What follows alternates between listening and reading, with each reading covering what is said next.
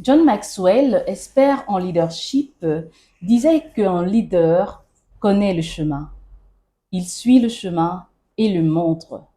Ceci pour nous rappeler que le leadership ne repose pas que sur l'autorité, mais également sur l'exemplarité et l'engagement personnel.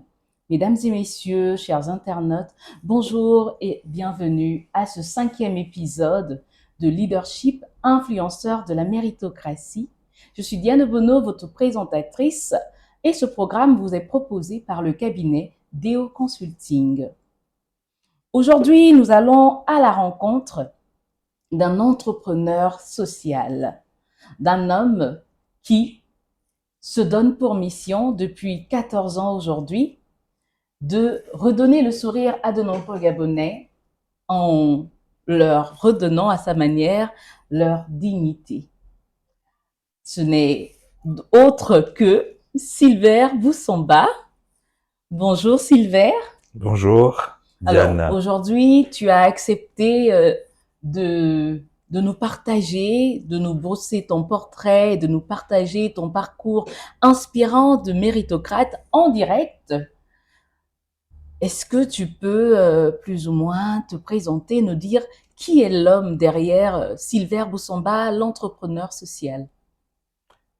Bonjour, Diane, et merci pour l'invitation. Euh, c'est toujours un exercice difficile de se définir, surtout quand on exerce plusieurs activités et que pour chacune de ces activités, on utilise des compétences différentes. Mais je veux me prêter à l'exercice et je vais tenter de définir un tant soit peu Silver Boussama. Alors, d'abord, je me définirais comme quelqu'un qui a passé quand même plus de 30 ans dans l'informatique et les télécoms, donc un professionnel du numérique. Alors, il faut tout de même savoir que dans ce secteur qu'est le numérique, Mhm. euh, il s'agit énormément de mettre en avant des compétences, parce que ce secteur fonctionne avec un savoir-faire. Mais aussi beaucoup de savoir-être parce qu'il y a une culture derrière ça.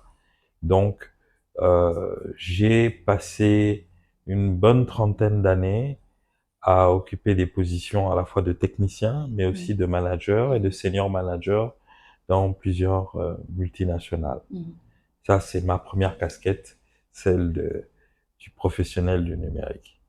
Et puis, j'en ai une autre, celle de manager, parce que lorsque on évolue dans une entreprise, il arrive qu'à un moment donné, la carrière nous emmène à occuper des positions managériales. Oui.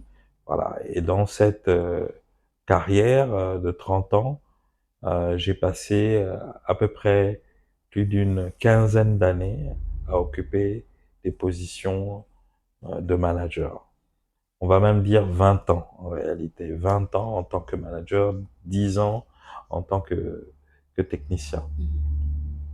Et le management, c'est l'action, c'est arriver à organiser les activités, organiser les hommes, euh, arriver à construire un plan avec eux et suivre l'exécution et derrière faire tout le pilotage, tous les contrôles nécessaires pour s'assurer qu'on se rapproche au fur et à mesure des objectifs.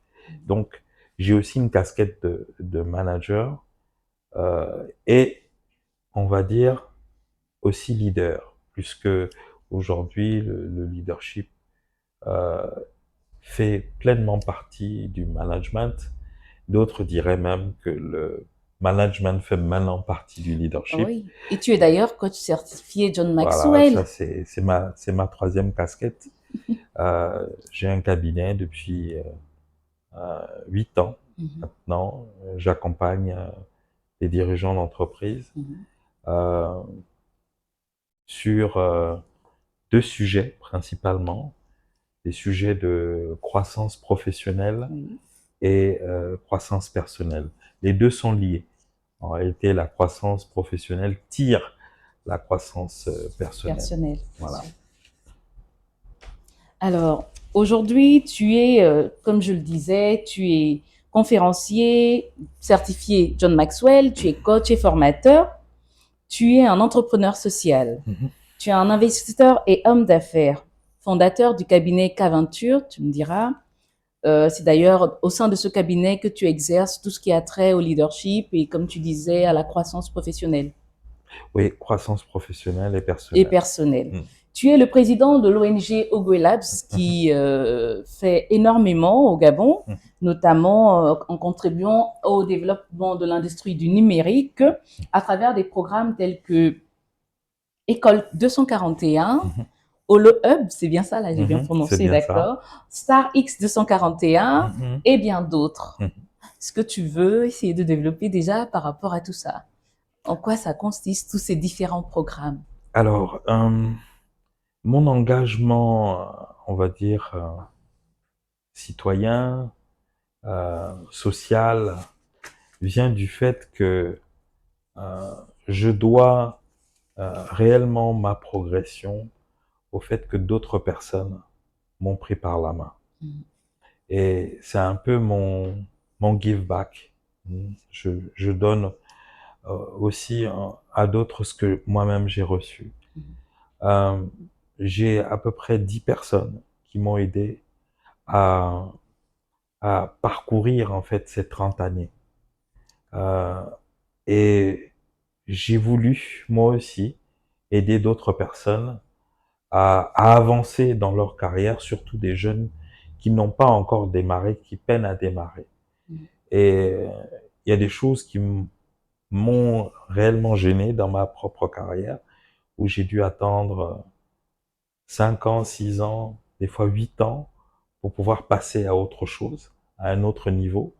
Et je voulais leur donner euh, des, des éléments, Mhm. des outils, des compétences Mhm. qui vont leur permettre de mettre moins de temps que moi. Donc, atteindre certains niveaux de ma carrière, ça m'a pris beaucoup de temps.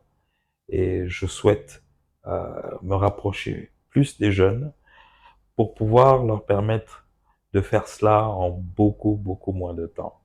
Et c'est cela la force du mentorat. Mhm. Quelqu'un passe 10 ans, 15 ans pour apprendre quelque chose et on va dire en quelques mois, avec son accompagnement, on est capable de bénéficier de tout ça Mhm. et de contourner l'espace-temps pour arriver plus vite là où on veut aller.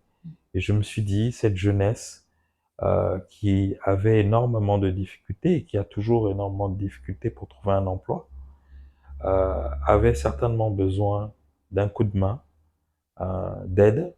Alors, j'ai mobilisé mes ressources, euh, mon temps, mon énergie, mon réseau, mes finances, pour pouvoir justement arriver à construire des dispositifs. Mhm. Et le dispositif amiral, c'est vraiment le Ogwe Lab, Mhm.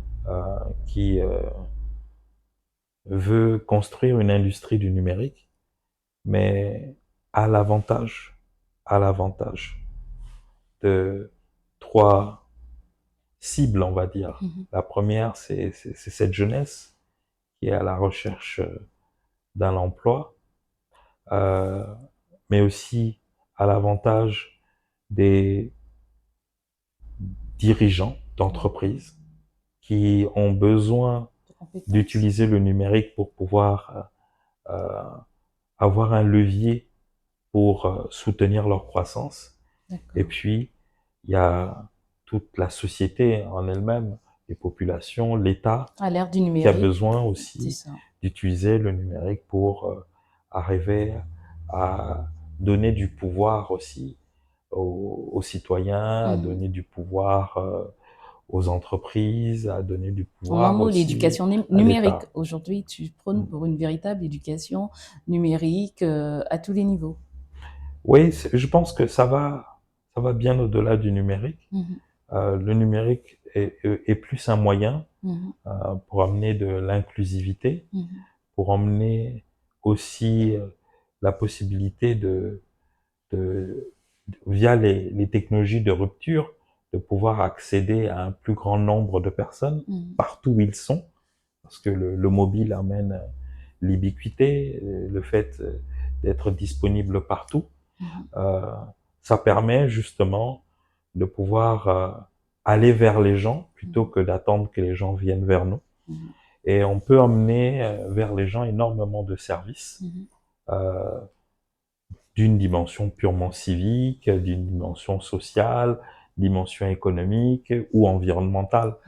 Et donc, le digital c'est un levier que l'on utilise pour justement leur apporter de la valeur. Merci Silver. Pour terminer ta présentation, tu es également cofondateur de Digitech Africa. Donc, c'est l'une des plus grosses fintech au Gabon et tu es investisseur dans plusieurs entreprises gabonaises. C'est quoi la nécessité ou quelle a été la nécessité pour toi d'investir dans d'autres entreprises et de varier les projets qui sont les tiens aujourd'hui? Non, le numérique est un secteur très prometteur. C'est vrai qu'il n'est pas très bien connu. Oui. Voilà. C'est d'ailleurs pourquoi je milite à construire à travers École 241 un vivier de jeunes compétents dans les métiers du numérique. En fait, à l'école 241, on leur met le pied à l'étrier, mais ils vont progressivement, via ce programme, devenir de très grands professionnels au bout de 3 ans, 4 ans, 5 ans, ça dépend de l'énergie qu'ils mettent justement à acquérir continuellement des compétences. Et donc, on leur trace un chemin. C'est à eux maintenant, avec leur motivation, d'aller jusqu'au bout. On va finir certainement l'année avec 1000 jeunes formés au métier du numérique, mais nous ne faisons pas que former. Que la formation, exactement. Nous nous assurons qu'ils sortent de là autonomes. Autonomes, c'est-à-dire en capacité eux-mêmes de s'insérer. Voilà, je pense que beaucoup d'entre eux aujourd'hui s'insèrent par eux-mêmes. Il y a un autre phénomène, on va dire, qui est plaisant, plutôt plaisant.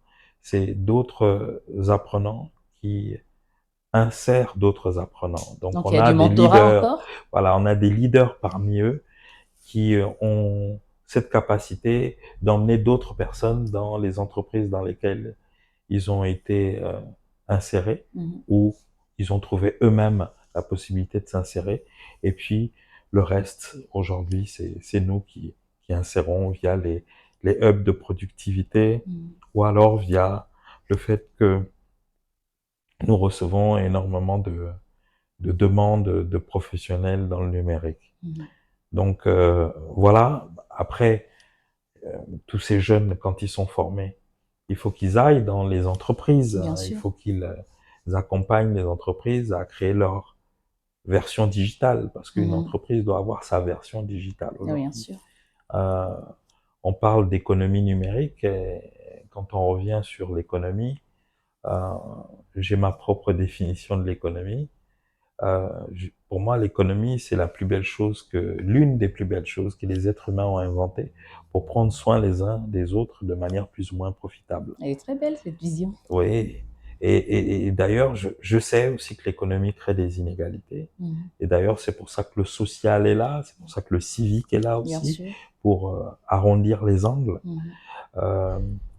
Et je reste convaincu qu'au travers de toutes les actions que nous menons, aussi bien au niveau social, civique, on va pouvoir aider plus d'entreprises à trouver les jeunes compétents dont ils ont besoin pour transformer leur entreprise en une entreprise aussi digitale. On parle de transformation numérique, donc il y a une transformation qui s'opère au sein de l'entreprise pour justement aller vers des marchés, parce que l'économie aussi, c'est des marchés où se rencontrent l'offre et la demande, l'acheteur et le vendeur. Mhm. Mais aujourd'hui, les marchés se retrouvent en ligne. Voilà, on peut rencontrer aujourd'hui un vendeur en ligne comme on peut rencontrer des acheteurs en ligne. Du dropshipping, un peu? Voilà. De manière générale, ça va bien au-delà du dropshipping, c'est sur toutes les plateformes qui sont sociales, on Oui, rencontre des bien gens. sûr. D'ailleurs, ces plateformes sont là pour justement stimuler les rencontres et les échanges. Mhm. Mais de ces échanges, on peut aussi avoir les échanges Et économiques naître des ou plutôt partenariats, ainsi de suite. transactionnels. Oui. Voilà. Et là-dessus, notre pays a tout ce qu'il faut pour réussir. Quand on a des ingénieurs, quand on a un vivier de 1000 jeunes formés dans les métiers du numérique, quand on a un taux de pénétration de plus de 72%, Mhm. quand on a 67% Mhm. des personnes qui ont un mobile, qui ont une solution de mobile money, voilà, les différents opérateurs locaux. Donc on peut appeler cela la multitude. C'est des gens qui sont équipés d'un téléphone, ils sont connectés, Oui, ils sont éduqués et ils peuvent payer. oui. Donc on a tout ce qu'il faut pour pouvoir commencer justement à faire fonctionner cette économie numérique, surtout qu'elle a quelque chose de particulier, c'est qu'elle s'appuie sur 4 fondamentaux. Voilà. Le premier, c'est qu'il faut avoir un savoir-faire. Mhm. Ce qui est intéressant aussi pour les jeunes, parce qu'ils se disent, ah tiens, faut-il que j'aille faire un diplôme très spécialisé dans le numérique? Non, pas nécessairement. Parce que dans cet univers-là, c'est pas tant le diplôme qui est important, c'est beaucoup plus le Mhm. savoir-faire. Il faut arriver à créer avec ses compétences un actif numérique. Mhm. Quand je parle d'actif numérique, je parle d'une vidéo comme celle qu'on est en train de faire. En live, oui, Voilà, oui, en un live. effet. Voilà, c'est un actif numérique. Mhm. Un livre, Oui. un son, Mhm. voilà, une Les vidéo. créations digitales, là, il y a beaucoup des créations de contenu, je pense. Oui, c'est du Oui, contenu. oui, c'est ça. Voilà, faut arriver à créer du contenu, Mhm.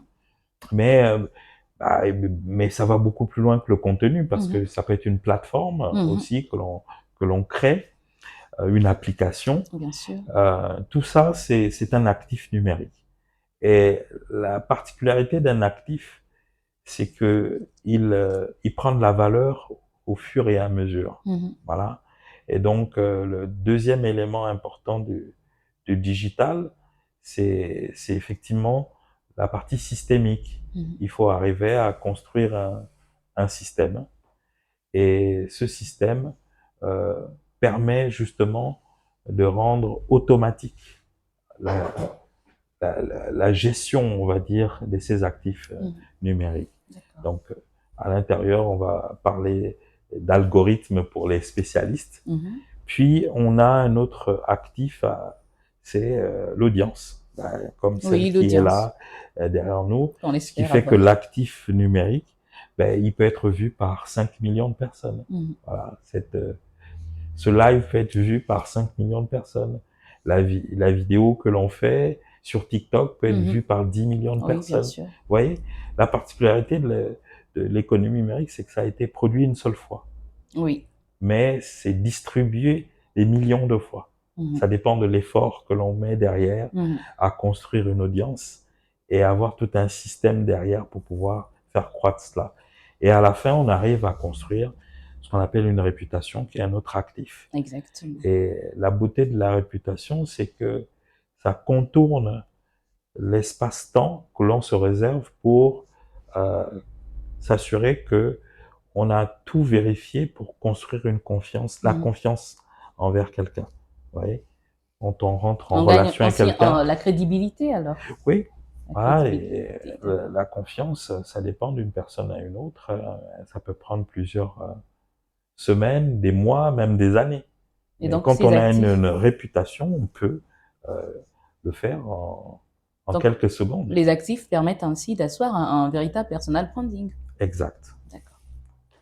Alors, Silver, tu es considéré, en tout cas par moi, comme un entrepreneur de conviction. Et j'aime à dire que tu as codé un peu ta mission entrepreneuriale entre la technique et le cœur. Est-ce que tu pourrais aujourd'hui nous partager tes valeurs? Quelles sont tes valeurs en tant que influenceur de la méritocratie? Alors, justement, quand tu parles de coder, ça me fait penser à une citation que j'ai, qui est la D'accord. mienne. Mhm. C'est sans l'amour, l'intelligence ne sert à rien. Ouais. Voilà. Les pires choses sur Terre ont été faites par des gens intelligents et qui n'avaient pas d'empathie. On ne comprend mieux qu'avec le cœur. Voilà. Alors, je suis en train plutôt d'aider mon univers direct et indirect, Mhm. ma communauté, les gens qui me suivent, et ceux qui viennent dans nos programmes Mhm. ou ceux qui bénéficient de mes conseils ou du consulting en termes de mentorat Mhm. ou coaching que je fais, à construire un capital empathie. Je pense que l'empathie, c'est quelque chose de très très mal compris. Oui. On a toujours pensé que l'empathie, c'est quelque chose comme avoir pitié des autres ou avoir de la compassion. Il y a une dimension un peu religieuse Mhm. derrière. Non, ça n'a rien à voir avec tout ça. L'empathie, c'est vraiment quelque chose de cognitif, donc c'est rationnel. C'est savoir rentrer dans la perspective de l'autre, arriver à comprendre pourquoi il pense de cette manière-là, pourquoi il Mhm. agit de cette manière-là, Mhm. sans nécessairement être d'accord avec la personne, Mhm. et sortir de là avec des éléments cognitifs qui nous permettent de commencer à définir les problèmes, le ou les problèmes qu'a cette personne. Mhm. Et là, on va pouvoir aller vers une phase d'idéation pour produire des solutions, en sélectionner une, la prototyper, Mhm. sortir une solution, on va dire, semi-finie, Mhm. et in fine, aller la tester, cette solution, pour voir est-ce qu'elle règle effectivement le problème, ou alors est-ce qu'elle arrive à satisfaire le besoin. Mhm. Donc, aujourd'hui, ça c'est l'empathie, on va dire l'empathie personnelle. Mais il y a aussi une empathie organisationnelle. Donc, quand je rentre dans une entreprise, on milite plus pour l'empathie organisationnelle. C'est une entreprise a des relations Mhm. avec des parties prenantes qui peuvent être les employés, les fournisseurs, les clients, les actionnaires, Bien sûr. l'État, les communautés. Et aujourd'hui, on le sait, plus l'entreprise est empathique, plus l'entreprise fait de la croissance en termes Mhm. de profit, en termes de revenus. Mhm. Donc, aujourd'hui, il n'est plus nécessaire à une entreprise de se dire, ben, je n'existe que pour faire du profit. C'est l'entreprise d'aujourd'hui a compris, surtout celles qui l'ont compris, qu'elles peuvent s'intéresser certes aux résultats financiers, Mhm. mais en s'intéressant aux résultats aussi dans la dimension sociale, qui peut être l'impact social, qui peut être aussi la réputation, Mhm. les données ouvertes et plein d'autres choses, on a vu des entreprises avec un niveau d'empathie très élevé devenir les entreprises les plus prospères de la planète. Mhm. Je partage deux informations. 75% des personnes qui travaillent dans une entreprise seraient prêts à faire des heures supplémentaires si leur entreprise était plus empathique. Ouais. 80% C'est des... au Gabon ou en Non, Europe? c'est mondial, c'est D'accord. mondial. Ok. 80% des employés d'une entreprise seraient prêts à quitter cette entreprise pour une entreprise Plus plus empathique. empathique. Ouais, bien sûr. Et aujourd'hui, donc, on le voit, les entreprises qui sont devenues empathiques font 14 fois plus de revenus que les plus grosses entreprises en capitalisation boursière. Donc, l'empathie, c'est vraiment aujourd'hui, le vrai capital, c'est pour ça qu'on dit aujourd'hui respect is the new currency, donc le respect c'est une nouvelle monnaie. Bien sûr. Et donc je milite aujourd'hui pour que l'on soit beaucoup plus empathique. C'est une innovation un peu, on va dire, inversée, dans le sens où avant on partait d'une innovation un peu du haut vers le bas. Il y a quelqu'un qui pensait qu'est-ce qu'il faut emmener comme changement, comme transformation, et puis il l'impulsait. Et cette innovation-là, c'est une innovation qui est complètement dépassée. Aujourd'hui, on fait plutôt une innovation, on va dire, ascendante. Elle vient donc des parties prenantes. On essaie de comprendre leurs besoins, bien sûr, avec toutes les méthodologies. Aujourd'hui, on utilise des méthodologies comme la pensée design, les professionnels appellent le design thinking. D'ailleurs, il y a de plus en plus de pays, par exemple la Malaisie a décidé de commencer à faire des cours de design thinking au primaire pour emmener les enfants, les jeunes, déjà à avoir cette pensée critique, à avoir cette capacité de décentrement. Et il faut dire que des fois, ce qui nous a pas permis de nous développer en tant qu'Africains, c'est parce qu'on n'a pas su quoi faire de l'information et de la connaissance que l'on a dans une relation avec quelqu'un. Tous les jours, les gens ont des problématiques, nous en avons tous, sociales, économiques, politiques, qui peuvent venir de différents secteurs, santé, éducation, emploi et autres. Et comment on fait pour amener des solutions dans ces différents secteurs? On le fait en devenant plus empathique. On le fait en n'allant pas juste avec le cœur, mais en allant aussi avec la tête. Bien sûr. Donc il faut allier le cœur et la tête. Voilà. Et il faut arriver à aller sur place, comprendre les attentes, comprendre les besoins. Mais pour ça, il faut savoir que on a notre système de valeurs, les autres aussi ont le leur, et il faut arriver à séparer les deux. Ça s'appelle le décentrement. Il faut faire preuve de décentrement pour être capable de comprendre ceux avec qui on veut construire quelque chose. Aujourd'hui, on est beaucoup plus dans la co-construction que dans la construction, construire avec les autres. C'est pour ça que j'aime ces méthodologies comme la pensée design, qu'on appelle le design thinking, qui permet d'aller construire avec les parties prenantes. On construit avec les communautés sur le terrain, on construit avec les populations, on construit... Et d'ailleurs, notre pays a eu l'opportunité de faire du design thinking. On a eu un dialogue national. Voilà, ça veut dire qu'on a utilisé ces méthodes. Aussi, c'est ce côté inclusif où on est allé vers les citoyens, leur demander qu'est-ce qu'ils souhaitaient pour leur pays. Là, c'était d'abord dans la génération des idées.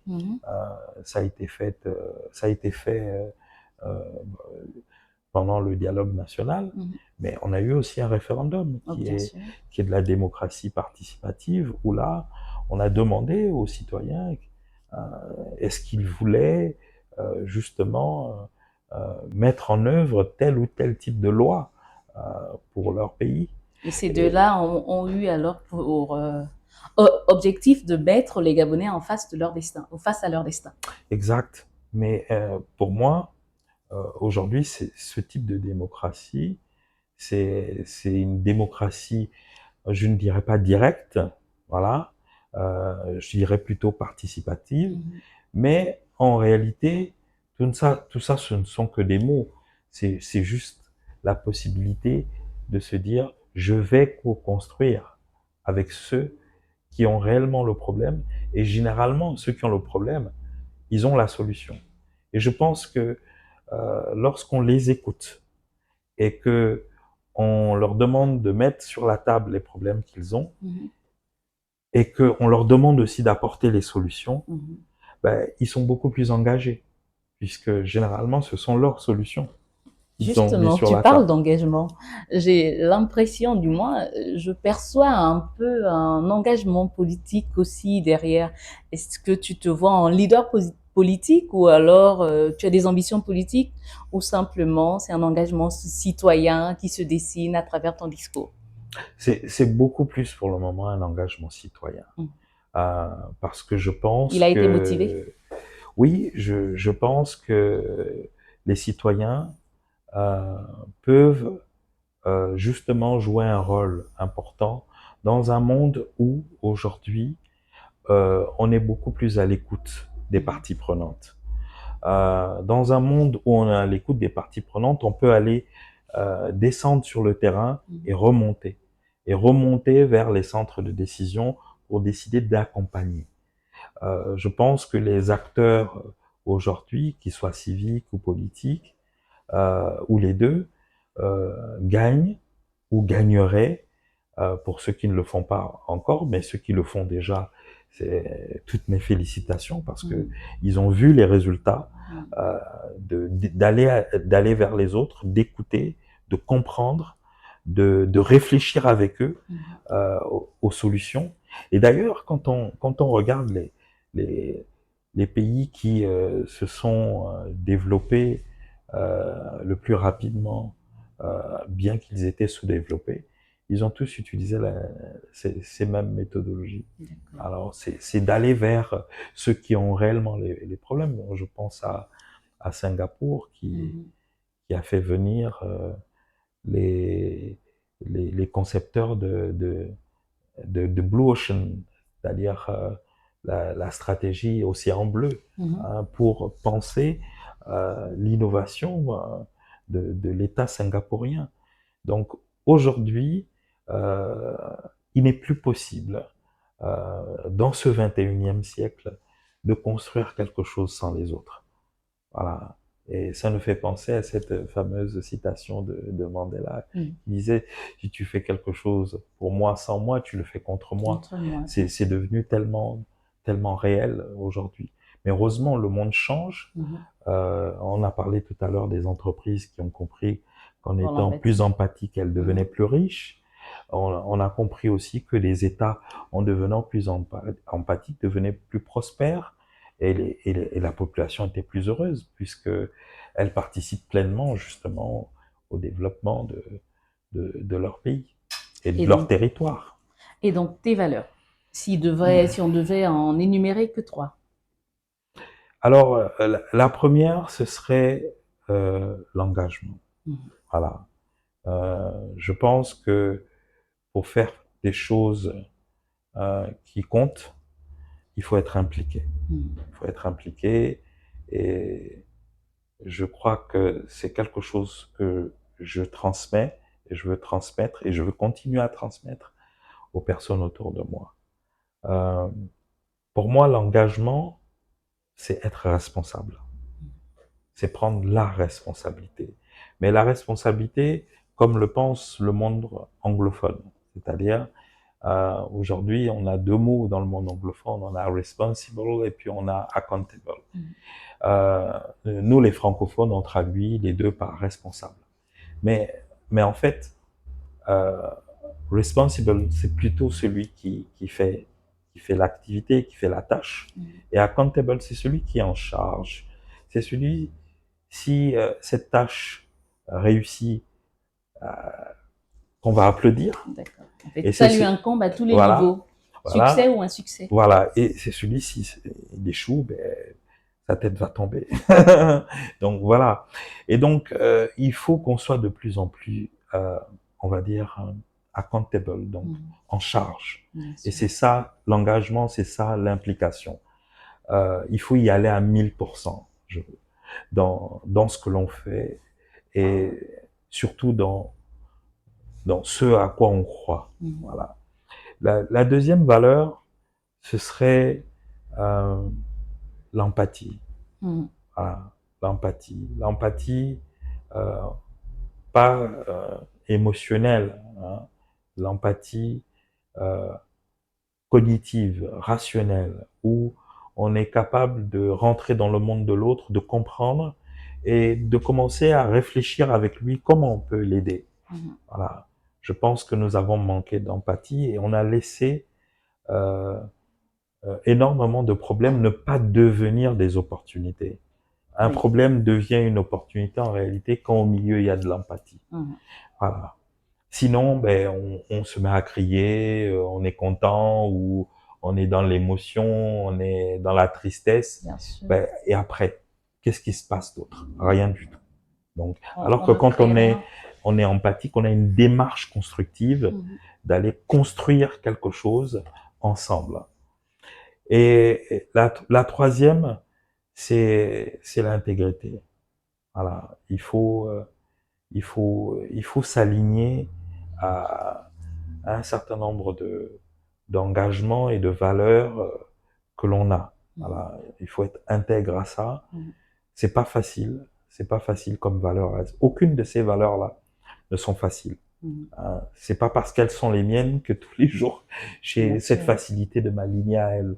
Mais j'ai décidé qu'elles devaient être les miennes parce qu'elles cadrent profondément avec la mission que je me suis donnée. Voilà. Et aujourd'hui, j'ai envie aussi de passer plus de temps à partager. Donc, je pense que le partage aussi, c'est une des valeurs importantes que j'ai. Le partage, parce que ceux qui n'ont pas, quand ils ont, ils peuvent, ils veulent faire. Parce que je suis venu un peu dans le sens inverse en disant, quand on peut, on veut. Bien Alors, sûr. il faut donner des capacités aux gens, voilà. Et pour ça, il faut partager. Il faut partager ce que l'on a, ce que l'on peut leur donner, voilà. Pas forcément moi-même, mais les partenaires que j'arrive à mobiliser, le réseau que j'arrive à mettre en Bien sûr. action. On doit leur donner des capacités. Et une fois qu'on a ces capacités, ben, c'est plus facile de vouloir faire les choses. Mais lorsque l'on veut et qu'on est super motivé parce qu'on veut, mais si on n'est pas capable, à un moment donné, on se démotive. Et j'ai vu beaucoup de gens se démotiver parce qu'ils n'avaient pas les capacités. Il faut chercher à avoir les capacités. Et attention, je parle de capacité, je parle pas de connaissances. Vous voyez, avoir beaucoup de connaissances, ça ne sert à rien si on ne les met pas en action pour qu'elles deviennent des capacités. C'est pour ça que le monde d'aujourd'hui est un monde devenu tellement concret. Ouais, le monde du digital est un monde concret. Soit on sait faire, soit on ne Soit sait on ne pas sait faire. pas. Voilà. Donc, je suis convaincu que en rendant notre pays beaucoup plus empathique, ben, on va faire de ce pays l'un des pays les plus prospères et les plus développés du continent. Merci Silver. Je dirais que tu as énormément de valeurs humanistes. En fait, tu es humain, limite paternaliste pour un ingénieur, donc pour un geek au départ. Je veux pas être paternaliste. Non, mais cette volonté de vouloir accompagner, de vouloir mentorer, il y a quand même la fibre paternelle qui est là. Oui, Et tu mais penses à la jeunesse comme un aîné, comme un grand frère. connotation très négative Très derrière négative, le oui, oui, paternalisme. qui peut être Non, non, vassalisant. non, D'accord. je veux rendre les gens autonomes. Oui. Je veux qu'ils décident pour eux-mêmes, par eux-mêmes. Voilà. Mais on leur met juste en face des choix et ils finissent par prendre ce qui les intéresse. Voilà. Alors, et toi, comment tu as fait pour passer de l'ingénieur à l'entrepreneur social? Quel est ton parcours, on va dire académique peut-être ou professionnel? Comment tu as fait pour basculer de l'ingénieur à l'entrepreneur? D'abord, j'ai un parcours un peu atypique parce que ben, j'ai appris à coder à l'âge de 11 ans. Donc, quelque Tu disais part, bien que ça arrivait. voilà, je suis un peu un ancien geek, on D'accord. va dire ça. J'ai gardé le côté geek parce que je continue Avec à le dormir numérique, le très tard digital. tous les soirs, à faire des veilles, à continuer à écrire et et à lire, c'est ce côté-là. Mais aujourd'hui, je lis bien au-delà de la technologie, je dis sur la politique, l'économie, différentes sciences, voilà, la philosophie, la neuroscience et bien d'autres. Ah oui. Voilà, donc ça c'est le côté geek qui est resté là. Et ce parcours m'a emmené à faire des études en informatique de gestion. Et après ça, je suis allé travailler dans des SS2I, essentiellement des sociétés de services et d'ingénierie informatique. Et après, je suis allé faire un parcours, mon premier parcours entrepreneurial en tant que consultant. Voilà. Ça m'a emmené à Port-Gentil. J'ai travaillé comme consultant chez Total. Je travaillais pour une boîte qui s'appelle Gagner Internet à l'époque. Voilà. Et puis, je suis remonté pour travailler pour une grosse SS2I à Libreville à l'époque, ça s'appelait Proxy. Après, je suis rentré chez Celtel. J'ai fait donc Celtel Zen Cartel. Je suis rentré comme technicien. Et quand j'ai terminé mon parcours professionnel au Gabon, j'étais directeur informatique chez Airtel. Et puis, je suis parti en RTC, occuper des fonctions on dit head of, voilà, c'est une fonction de directeur pour les opérations informatiques, pour NPD, c'est New Product Development, c'est créer des produits pour les entreprises, au département, au très grand département marketing. Voilà, donc j'ai commencé à l'informatique, j'ai fini au marketing, donc à l'innovation, on va dire ça. Dans ce très long parcours, voilà, je me suis rendu compte d'une chose, c'est que j'avais fait un très long chemin, un très très long chemin. Il faut regarder ses débuts. Voilà, j'ai commencé comme, tu le disais, comme un geek qui parlait qu'à des ordinateurs, à des serveurs, à devoir piloter des organisations ou des départements ou des directions beaucoup plus grandes et à emmener et produire des résultats. Et tout ça, ça construit l'homme, ça construit le manager, ça construit celui qui tend toujours de devenir un leader. Voilà, parce que on peut pas se définir comme leader, c'est les autres qui le disent. Donc voilà, si tant est que on définit. Moi, j'aime bien les définitions de Cheikh Mohammed, que je lis beaucoup, qui est l'émir de Dubaï. Il dit c'est la capacité à faire avancer les autres.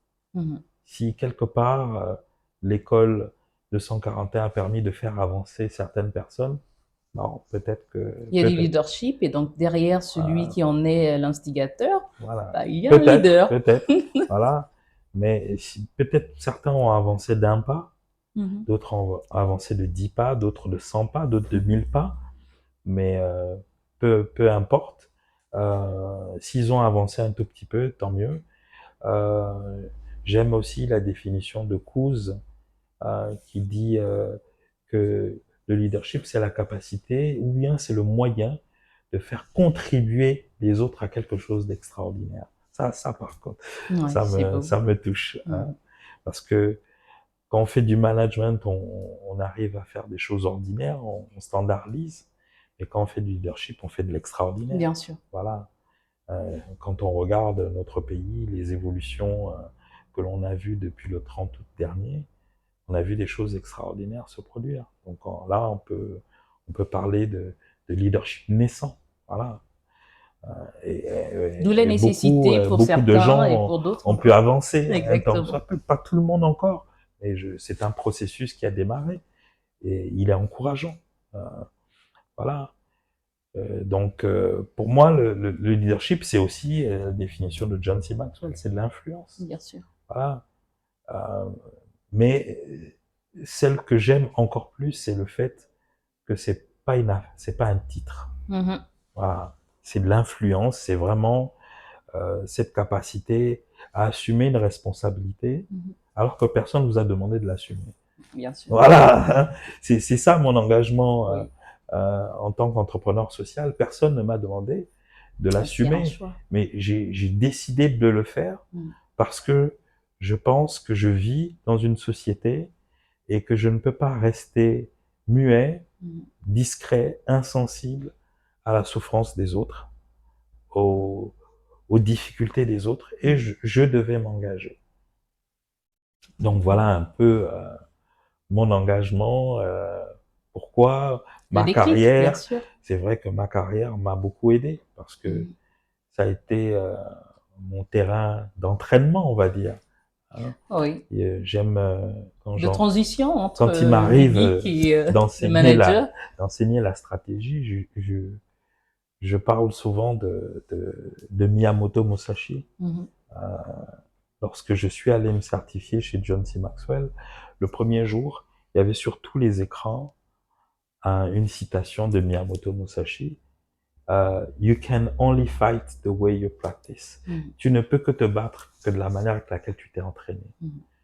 Donc, si et j'ai mis du temps à comprendre que on parlait pas de se battre contre les autres. Mhm. On se bat contre soi-même. D'abord. Voilà. Parce que, selon Miyamoto Musashi, la première personne qu'on doit vaincre, c'est nous-mêmes. Voilà. Et donc, nous-mêmes, en tant que Gabonais, on doit arriver à se vaincre nous-mêmes, on doit arriver à se changer, Bien sûr. on doit arriver à se transformer. Et tout ça dépend de l'entraînement. Est-ce qu'on s'entraîne tous les jours à se transformer? Et j'ai envie de partager quelque chose dans ce sens-là qui m'a permis de comprendre énormément de choses. J'ai eu l'occasion, en participant au samba professionnel, Mhm. et je fais un coucou à Josiane et Latif, Coucou Josiane. voilà. Et j'ai eu l'occasion de rencontrer des sommités du continent africain, Mhm. notamment Manu Dibango, où on a partagé plus d'une semaine ensemble, et je m'étais interdit de faire des photos. Je me suis dit, je veux pas faire des photos avec Mhm. eux. Par contre, je veux leur poser des questions.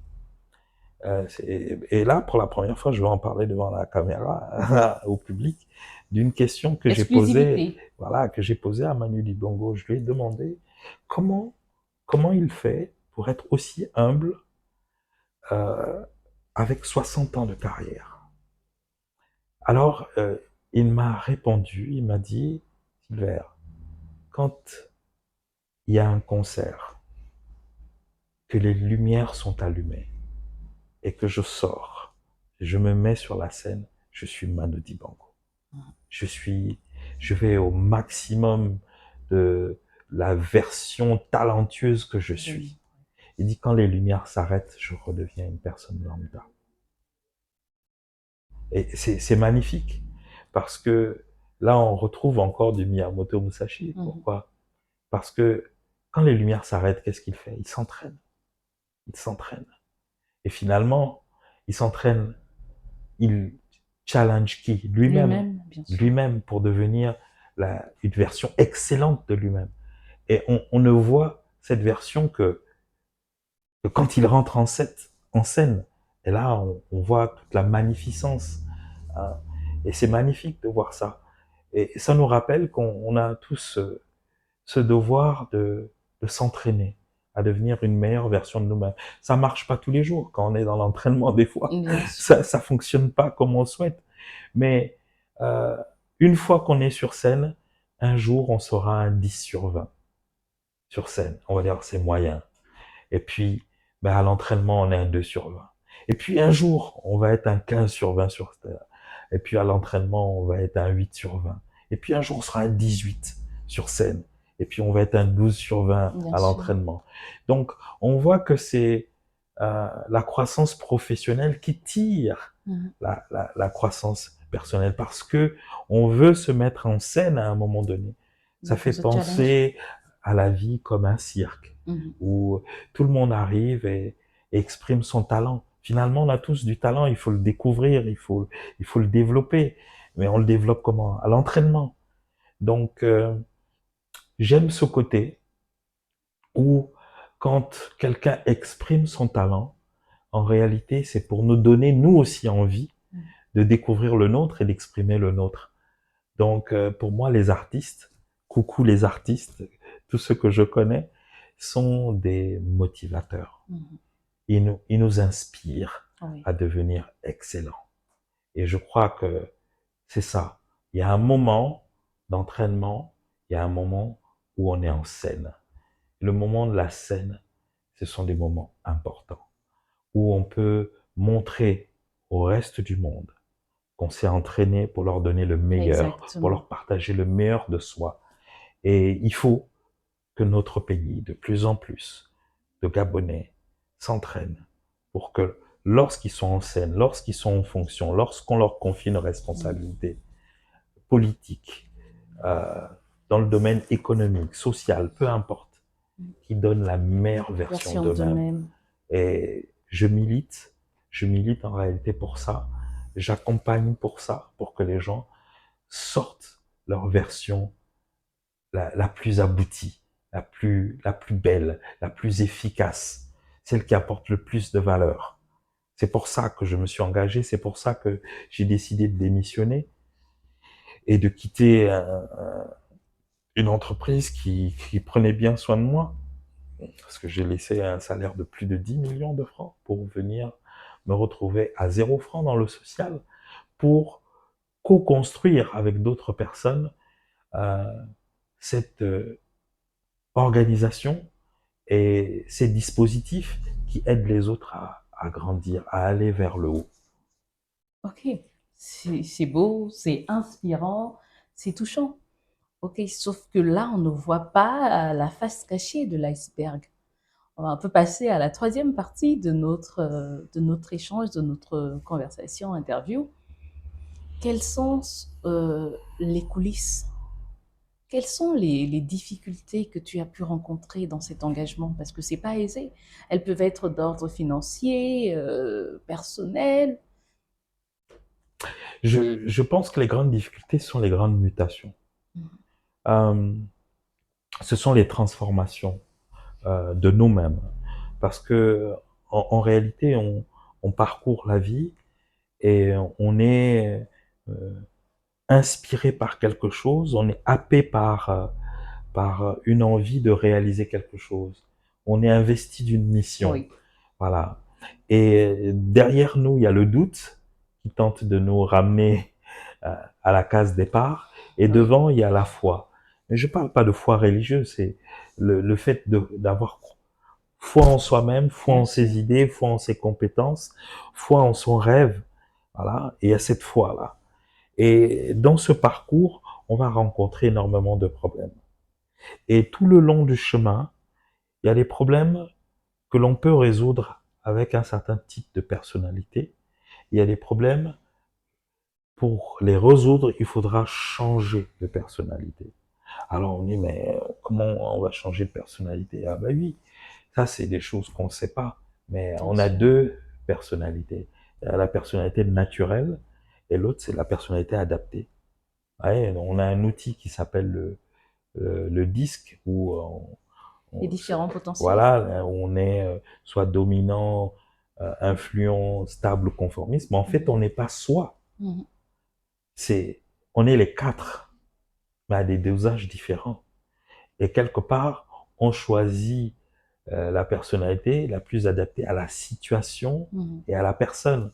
C'est ce qu'on appelle avoir la compétence qu'on appelle l'adaptabilité. Oui. Et donc, à un moment donné, il faut faire des mutations. Donc, j'ai dû muter du geek au technicien, voilà. J'ai dû muter du technicien au manager. J'ai dû muter du manager à l'entrepreneur social, donc voilà. Et maintenant, à l'acteur civique, c'est-à-dire où j'ai envie d'emmener les citoyens à prendre soin aussi d'eux-mêmes, vis-à-vis de la responsabilité qu'ils ont vis-à-vis d'eux-mêmes, et les emmener dans un certain nombre d'actions. Je ne peux pas en parler ici parce que ça fait partie de ce programme, de ce nouveau programme que Ogwelab va lancer. Voilà, va lancer. C'est pas politique. C'est un programme d'accompagnement, voilà, mais qui s'adresse aux citoyens d'un côté, De l'autre côté aussi, on va dire les entrepreneurs, les chefs d'entreprise, et aussi l'État. Parce que l'État a besoin d'aide. Voilà, l'État a besoin d'aide. Les défis sociaux aujourd'hui ne peuvent plus être résolus par l'État tout seul. Pourquoi? Parce que le besoin ou les besoins des populations grandissent plus vite que les ressources des États. Oui. Cette difficulté est mondiale, elle n'est pas liée qu'au Gabon. Donc aujourd'hui, l'État construit ou se construit autour de l'État tout un écosystème d'acteurs avec des fonds d'investissement, des entreprises, des multinationales, des citoyens, des startups, des entrepreneurs qui aident l'État justement à adresser des problématiques sociales, environnementales et économiques. Et donc, il y a une nouvelle dynamique qui se crée, qui utilise des modèles économiques innovants, qui utilise aussi des monnaies innovantes. Mais tout ça, on va en parler avec le programme qu'on va faire sortir dans les semaines qui viennent. Il promet d'être inclusif. Complètement inclusif, complètement inclusif.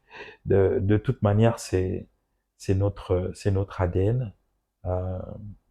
D'ailleurs, quand on parle aujourd'hui du numérique, on parle du numérique comme une culture, mais l'une des propriétés, l'un des attributs, c'est l'inclusivité.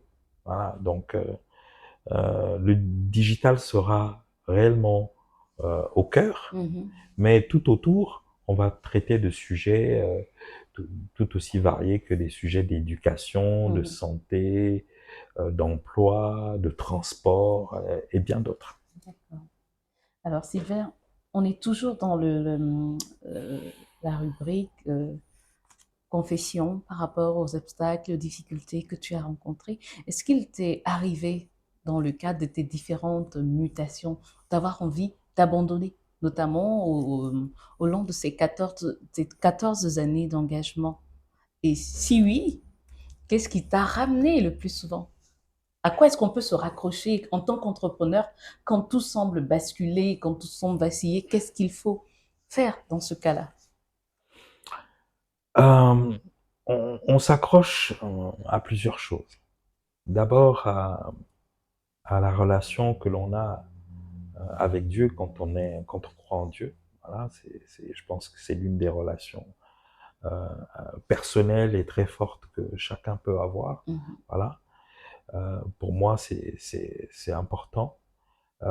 Et j'ai très tôt compris quelque chose, c'est que il ne me servait pas à moi, hein, peut-être c'est pas le cas pour d'autres personnes, de croire en Dieu si je ne croyais pas en moi-même. Parce que c'est une relation. Je lui demande des choses parce qu'il a des capacités et lui, quand il me demande des choses, qu'est-ce que je lui réponds? Non, je suis pas capable. C'est pas une vraie relation en réalité. C'est une relation à sens unique. Et donc, j'ai été gêné par le fait que des fois, je lui ai répondu que j'étais pas capable. Et donc, je me suis dit, je vais travailler là-dessus pour être capable progressivement de faire un peu plus de choses. Voilà. Donc, c'est la première relation. Et j'ai compris que je devais croire en moi. Je devais croire en moi. Il faut croire en soi. Voilà. Ça nous permet d'activer justement tout ce que l'on a comme potentiel. Et ça nous permet d'affronter nos propres peurs en développant le courage qu'il faut pour aller réaliser quelque chose. Donc ça m'a beaucoup aidé. Ce qui m'a aidé aussi, c'est toutes les personnes qui me soutiennent. Voilà, j'ai un petit groupe restreint de personnes qui font partie de mon cercle. Coucou à vous, je vous aime beaucoup. C'est des personnes, lorsque ça va pas, qui t'appellent, qui prennent le temps de t'écouter, qui te soutiennent, qui te redonnent le moral, de l'énergie. Et puis, bon, je me suis autorisé 24 heures en fait de souffrance. D'accord. Voilà, c'est-à-dire je peux avoir envie de tout lâcher pendant 24 heures et le lendemain, hop, je suis reparti. Oui. Voilà. Donc, on fait de la victimisation 24 heures, pas plus. On va C'est pas vrai, traîner cette victimisation sur 3 jours, un mois. en effet. Non, c'est autodestructeur, la victimisation. Il faut, il faut faire ce qu'on appelle chez nous la prise de pouvoir. C'est dire, Mhm. non, c'est bon, je vais changer les choses. Et finalement, euh, quand on fait la prise de pouvoir et qu'on se dit, je vais changer les choses, et qu'on fait le lâcher prise, qui est la phase suivante, Bien et sûr. qu'on lâche des choses, qu'on va chercher de nouvelles choses, ben on atteint le niveau qu'on appelle le niveau de la sagesse, c'est-à-dire on arrive réellement à trouver la solution adaptée au problème que l'on veut résoudre, Mhm. et on arrive à passer à la phase suivante. Mhm. Donc, quelquefois, oui, il y a des moments comme ça, des moments où on a le blues, Et ça on a arrive le à tout le cafard, monde ça arrive à d'ailleurs. tout le monde, mais il faut réduire le temps que l'on donne à ce genre de moment. Oui. Pas plus de 24 heures. Il y a des gens qui disent 15 minutes. Ils se permettent 15 minutes, et donc ils vont dans une salle, Hurler, ils crier. hurlent, ils écrasent 2 larmes, et puis hop, ils ressortent de là, ils sont prêts. Mhm. Et ça, c'est cette force de caractère qu'on doit La avoir. résilience alors? Voilà. Ouais, c'est Une vraiment forme avoir de du résilience, caractère. oui. Mhm. C'est avoir l'attitude qui est adaptée Mhm. pour la mission que l'on a. Mhm. Parce que la mission que l'on a va nous demander de nous construire une carapace, de nous construire une personnalité qui évolue au fur et à mesure. Et des fois, on doit juste choisir laquelle on va utiliser. Et des fois, on ne veut pas utiliser certaines personnalités, alors qu'elles font partie. De nous. Par exemple, moi, j'écris avec la main droite, mais je peux écrire avec la main gauche. Ça fait partie de mon potentiel. Idem. Voilà. Ambidestre. Voilà. Ouais. Donc, quelque part, je suis en train hein, de réduire une capacité que j'ai parce que je n'utilise que la main droite. Bien sûr. Voilà, c'est comme quelqu'un qui se dit ah moi je suis introverti donc je suis timide, Je je peux suis pas pas être capable de parler extraverti. en public. En réalité, tout ce qu'on dit derrière je suis est très dangereux Ouais. parce que Les croyances ça finit par limitantes. nous définir. Toujours. Ouais. Mais en fait, on est capable de plein d'autres choses. Moi, je parlais Exact. pas en public, j'étais un geek, je me voyais pas diriger des gens. Euh, Aujourd'hui, j'ai une carrière de plus de 30 ans, 14 ans dans l'entrepreneuriat social, qui m'ont permis d'arriver à influencer des partenaires, des Ouais. personnes, Mhm. pour mettre en place des dispositifs Mhm. qui ont réussi à, je pense, Mhm. à apporter un tant soit peu quelque chose de bien dans la vie d'autres personnes. Mhm. Donc, est-ce que je pensais que j'étais capable de ça? Non. Mais est-ce que je le suis capable aujourd'hui? Oui. Bien sûr. Finalement, c'est sorti de qui? Moi-même. Mhm. Donc, on a tout à l'intérieur de nous. Maintenant, c'est le courage. Est-ce qu'on croit en quelque chose? Est-ce que on croit en soi-même? Est-ce qu'on croit en ce qu'on veut réaliser? Et est-ce qu'on a les bonnes personnes qui nous entourent? Exactement. Voilà. Et je dis encore merci à toutes ces personnes qui m'entourent, qui Il en m'aident, faut, il en faut. qui m'aident tous les jours à avancer et à devenir encore plus fort. Parce que pour moi, je pense que on vient sur Terre pour devenir puissant. Oui. Voilà. C'est, il faut que nous, Africains, nous ayons des velléités de puissance. Devenir puissant, c'est notre but. Voilà. Parce que on a besoin de le devenir, de quitter l'état de faible où face à, à l'adversité, on s'écroule, à l'étape de fort, Mhm. où on résiste, mais des fois aussi on s'écroule, à l'étape de puissant, où on arrive à avancer avec l'adversité. D'ailleurs, on arrive à utiliser l'adversité comme un véhicule même pour Oui. avancer. C'est le souhait de tout le monde, même le mien, et le tien, je Bien suppose sûr. aussi.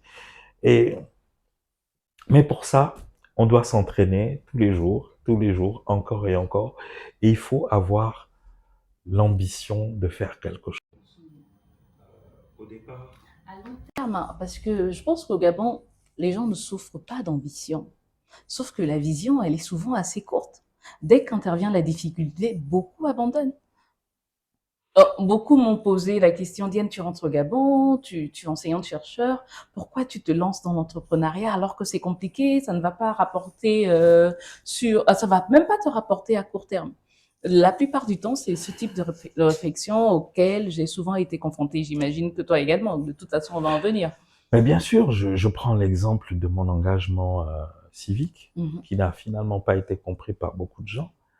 Euh, j'ai annoncé sur les réseaux mon engagement civique, où j'ai invité les Gabonais et les Gabonaises à s'engager de manière civique, à aller voter, Mmh.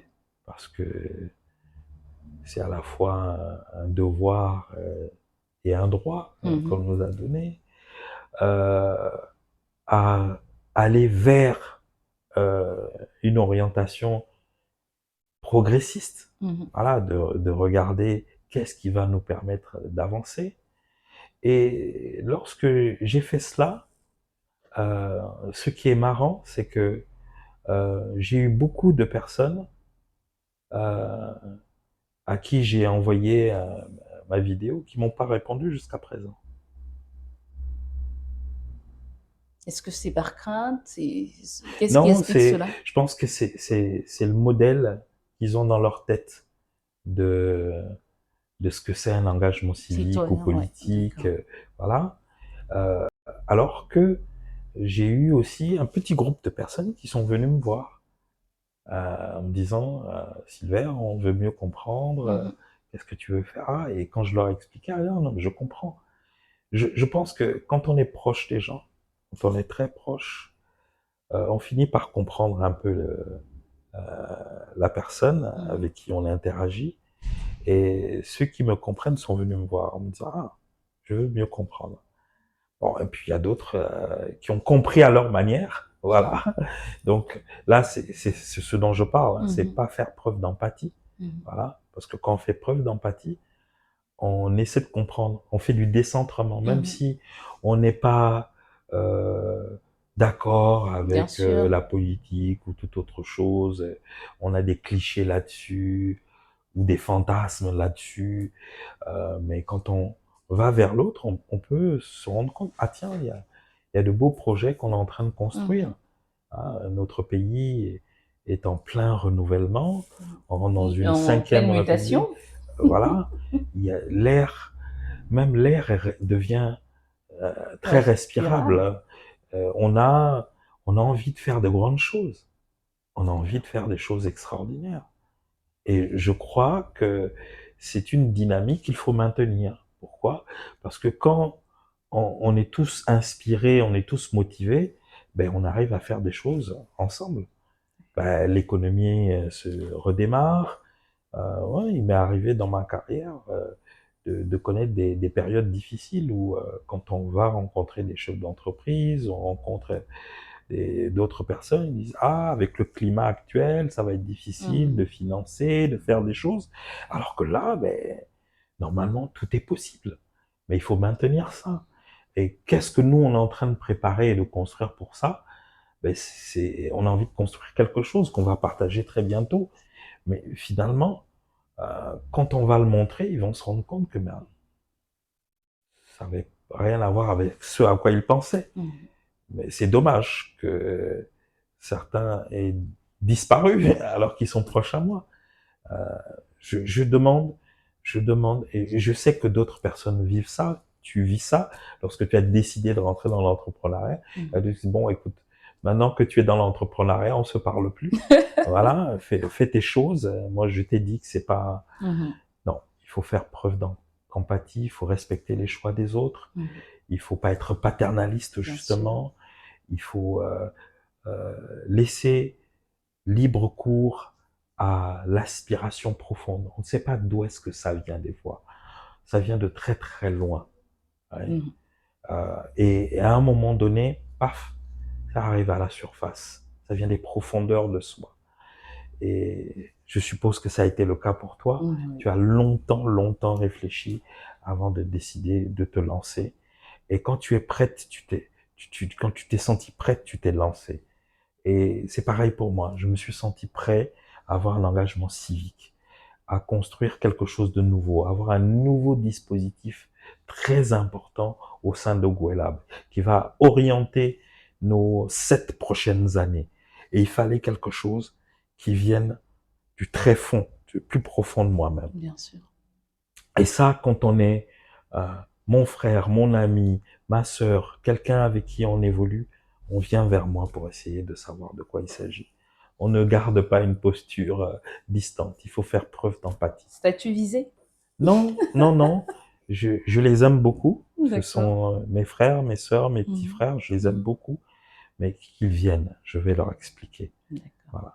Alors, si vous aussi, vous êtes plutôt dans la configuration, vous avez un projet de création d'entreprise, vous avez créé une entreprise et vous venez forcément la rendre viable, ou encore vous êtes en quête de réseautage, n'hésitez pas à participer à notre brunch des entrepreneurs, brunch entrepreneurial, qui est prévu pour le samedi 10 à partir de 9 heures, où vous pourrez bien sûr bénéficier des précieux conseils de Silver Poussamba ici présent.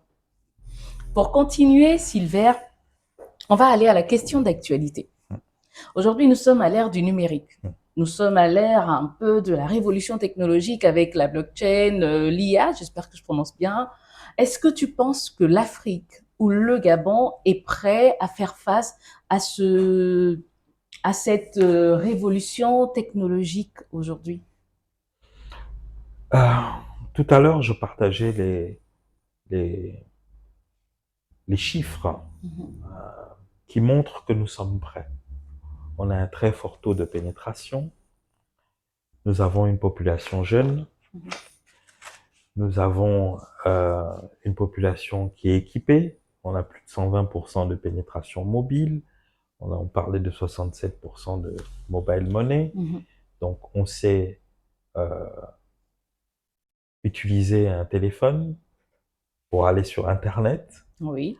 Pour bénéficier donc de tous les services qu'Internet peut nous apporter progressivement en fonction de notre éducation et aussi payer. Mais il y a deux postures, hein. Soit on est consommateur, soit on est producteur. Voilà. Aujourd'hui, nous avons besoin d'énormément de producteurs, de gens qui arrivent à créer des outils numériques, pourquoi pas aussi des technologies, on en est capable, des gens qui arrivent à créer des plateformes. En réalité, on rentre dans l'ère des plateformes maintenant, aujourd'hui. Et dans cette ère des plateformes, les plateformes utilisent des technologies ou les technologies les plus appropriées en fonction des besoins d'évolution ou les besoins que l'on veut satisfaire pour les cibles de ces plateformes-là. Et donc, on saura utiliser l'intelligence artificielle, que ce soit dans tout ce qui est ce qu'on appelle aujourd'hui les LLM, parce que c'est l'IA générative, on veut interagir avec une IA qui contient de l'information, de la connaissance, et on veut pouvoir accéder à cette information, à cette connaissance en langage naturel, mais aussi du prédictif. Voilà, aujourd'hui, on est capable d'aller plus loin même. Moi, je me rappelle de mon métier avant, lorsque on gérait les opérations informatiques, on gérait des incidents et des problèmes qui arrivaient sur les différentes plateformes. Mais on les gérait au jour le jour, parce qu'un incident arrive, il faut le régler. Et puis, on prenait un peu de temps pour régler les problèmes. Mais aujourd'hui, on est capable de travailler sur des incidents qui ne se sont pas encore produits grâce à l'intelligence artificielle.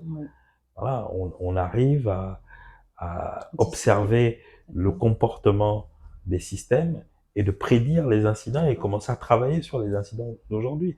Donc, il y a toute la dimension prédictive qui est intéressante.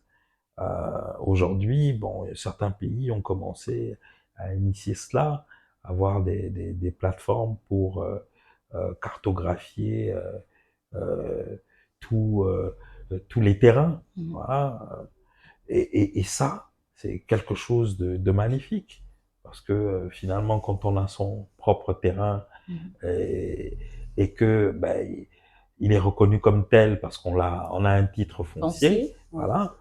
Ben, si on utilise des technologies comme la blockchain, ce n'est plus possible d'attribuer ce terrain à quelqu'un d'autre. Vous voyez? Donc, il y a énormément de technologies, mais le sujet n'est pas tant d'abord la technologie. Le sujet, comme je disais, il ne faut pas partir de la technologie, il faut partir du besoin des parties prenantes, besoin des populations, des citoyens, des entreprises, des administrations, de l'État, des communautés. Et là, on remonte maintenant pour construire des solutions, mais dans une approche de co-construction où on est beaucoup plus en train de construire avec les autres que de faire pour les autres et après on arrive à leur apporter quelque chose. Non, je pense que on a une très belle opportunité au Gabon de devenir un centre d'innovation pour le reste du continent.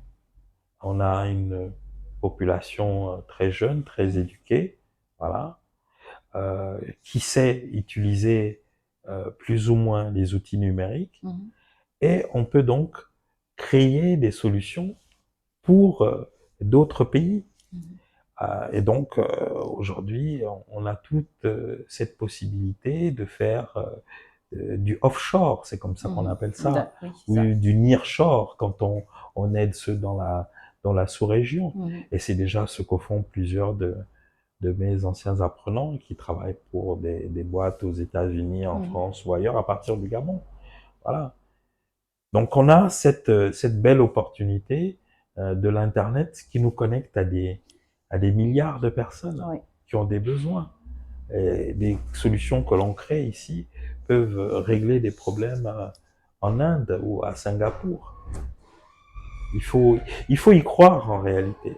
Hein. Si on regarde l'Inde, par exemple, en pensant que c'est un très grand pays du numérique et qu'ils sont capables de régler énormément de problèmes, non, ils ont aussi énormément de problèmes même de santé, et sociaux, et éducatifs, et ainsi de suite. On peut créer des solutions ici pour eux. Bien sûr. Voilà. Quand on regarde le système de santé indien et le système de santé canadien, l'Inde c'est 1,4 milliard d'âmes vives et le Canada 44 millions. Et le système de santé euh, canadien est plus de 30 fois plus riche. Hein, le budget est 30 fois supérieur à celui de l'Inde. C'est un paradoxe. Ça veut dire que c'est un géant qui a besoin de se développer dans certains secteurs. Et partout où il y a des problèmes sur Terre, grâce à la technologie, les Gabonais sont capables d'aller les résoudre. Mais pour ça, il faut qu'on fasse une démarche empathique, d'aller se rapprocher d'eux, de comprendre, de commencer à co-construire avec eux. Il n'y a plus de limites en réalité. Il faut penser global désormais. Il faut plus juste penser local. Il faut avoir la pensée globale parce que l'Internet est un nouveau territoire très vaste de plusieurs milliards de personnes. Ouais. Merci Silver. On va passer à la question tabou. Pour beaucoup, on va dire que l'entrepreneuriat social, c'est un peu de l'humanitaire, de luxe, ou alors c'est dépassé et c'est un peu on va dire, l'apanage de ceux qui sont plutôt déjà bien nantis et qui n'ont plus rien à perdre. Est-ce que tu penses qu'il est véritablement possible de réussir dans l'entrepreneuriat social? Oui, et d'ailleurs, je pense que c'est un entrepreneuriat qui est très très mal connu, très mal connu. Malheureusement, cet entrepreneuriat-là n'est pas, on va dire, encouragé. Alors qu'en fait, on peut apporter énormément de valeur lorsqu'on est capable de mettre une marche d'escalier à ceux qui ne sont pas capables pour le moment de faire un certain nombre de choses. C'est un peu comme l'école 241. Elle offre des services de formation et d'éducation. C'est gratuit pour les bénéficiaires parce qu'il y a des partenaires qui payent pour. Mais une fois que ces jeunes sont en capacité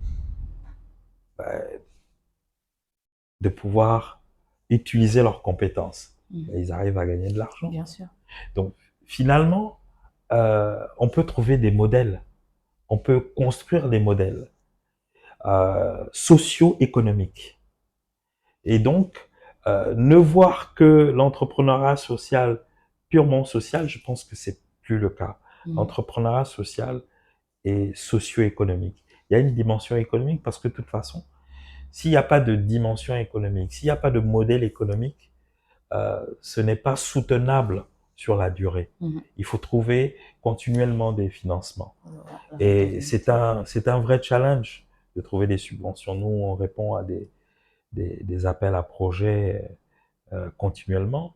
On en perd beaucoup, on en gagne aussi quelques-uns. Mais je peux dire que nous construisons progressivement des modèles économiques qui, à terme, devraient nous permettre d'être autonomes. Maintenant, après, ça dépend aussi de l'ambition que nous avons.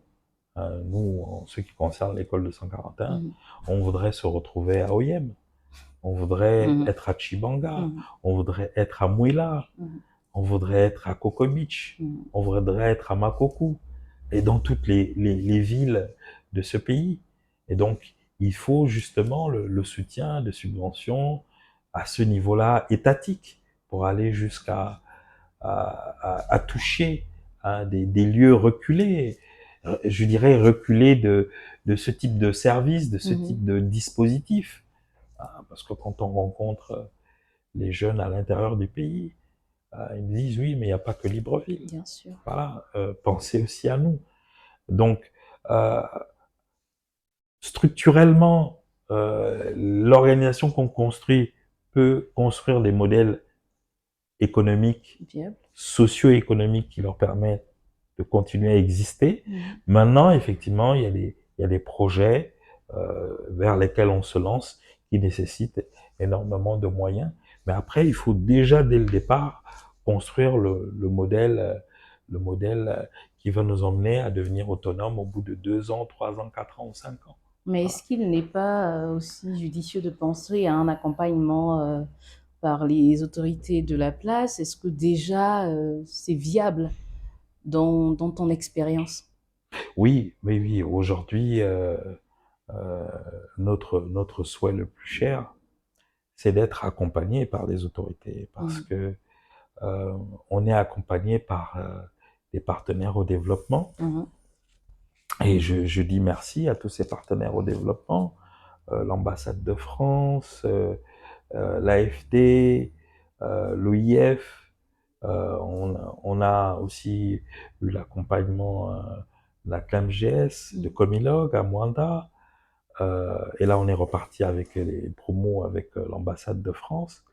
Mais les fonds qui nous sont mis à disposition sont limités. Là, on a pu faire deux villes. Mais si on veut aller dans une 3e, une 4e, 5e ville, on peut pas le faire avec ces moyens-là. Il faut d'autres moyens. Bien sûr. Et je pense pas que le rôle des partenaires au développement, c'est de le faire dans tout le pays. Dans tout le pays. Non, je pense que c'est notre responsabilité en tant que Gabonais de nous déployer, de trouver les moyens de nous déployer à l'ensemble, dans l'ensemble du pays. Ils nous aident à mettre en œuvre des innovations sociales pour qu'on puisse montrer que ça fonctionne, ça change des vies. Et après, l'État arrive et nous soutient pour passer à l'échelle. D'accord. Merci Sylvain. Alors, on va arriver au terme de cette interview, de cette conversation, avec le mot du leader. Est-ce que déjà pour commencer, tu pourrais nous dire en tant que leader, ou du moins par rapport à ton parcours, où tu te vois dans 5 ans? Alors déjà, leader, c'est toi qui le dis. Moi, je te considère, ok, je te considère comme un leader inspirant. La preuve, tu es parmi nous aujourd'hui, c'est bien pour cela. Très bien. Je pense que dans 5 ans, on sera au niveau africain, panafricain. Voilà. Parce que les problèmes qui existent au Gabon, ils existent aussi dans d'autres pays.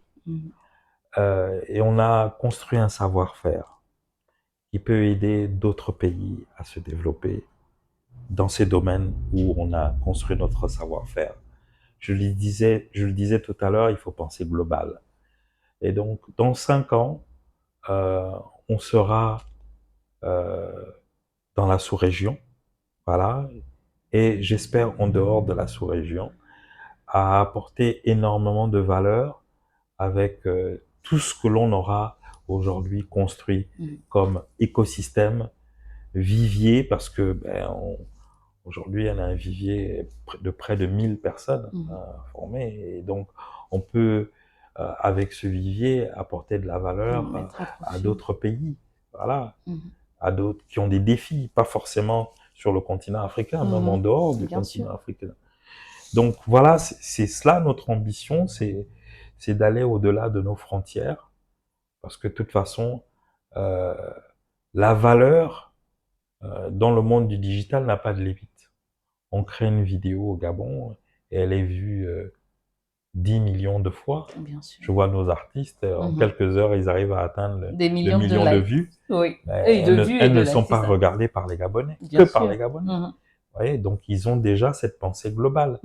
Voilà. Et je pense que maintenant, entre le focus local que l'on fait et l'ambition globale, je pense qu'on aura une ambition globale et on sera là au niveau global.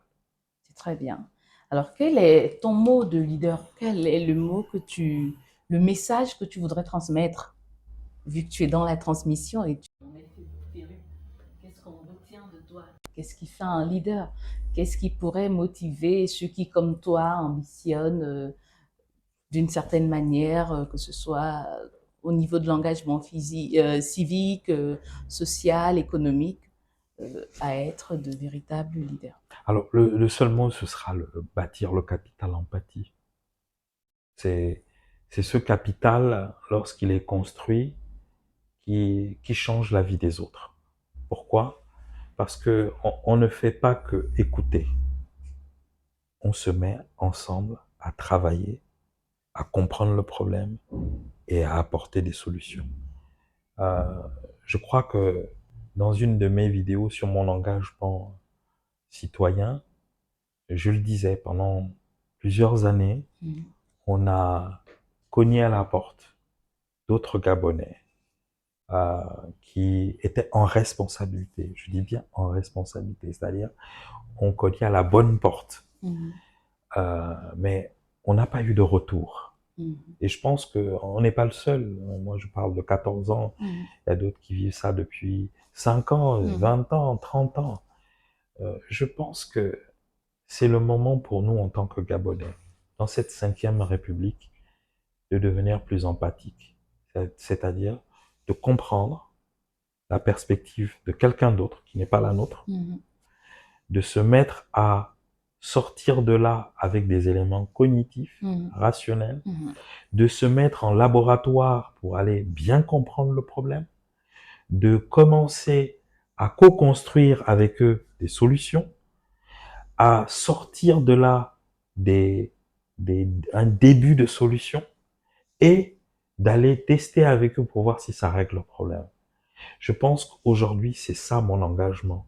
C'est où qu'on soit dans l'administration publique, dans le secteur privé, qu'on soit tous déjà désormais dans une démarche de résolution de problèmes. Je disais le design thinking, mais le design thinking, la pensée design, c'est une méthodologie de résolution de problèmes. Ça veut dire que désormais, le pays se met dans une posture. Quand on dit le pays, c'est nous tous. C'est nous tous. On se met désormais dans une posture de résolution de problèmes. Il faut résoudre les problèmes. Il ne faut pas juste résoudre les problèmes. Partir toujours sur la logique qu'il y a une solution à chaque problème, sinon plusieurs solutions. il faut résoudre les problèmes. On a pris une responsabilité, on assume une responsabilité. Et, et aujourd'hui, de toute façon, ce sera plus possible de continuer à assumer une responsabilité sans qu'on évalue la bonne gouvernance, sans qu'on évalue l'impact, sans qu'on évalue la réputation qu'a l'institution, qu'a l'organisation, qu'a l'entreprise sur son environnement. Et ça se saura. Donc, c'est une invitation à tous ceux qui vont avoir des positions dans les semaines à venir, parce qu'il y aura de grands changements, à se rappeler qu'il est question ici uniquement d'empathie pour démarrer et de responsabilité et d'implication et d'engagement à produire des résultats. Que le pays se mette dans une démarche de production de résultats, force d'action pour qu'il y ait des résultats qui arrivent. D'accord. Voilà. Merci Silver pour ce beau parcours, pour ce voyage, sur ton engagement citoyen entrepreneurial. J'espère que vous avez apprécié ce direct, mesdames et messieurs. Nous vous remercions de nous avoir suivis nombreux. Nous vous invitons à notre brunch entrepreneurial qui est prévu ce samedi prochain à partir de 9 h à la 4e cité au CoSpace d'Angonji. Nous vous invitons également à faire montre du capital empathie dans tout ce que vous entreprenez.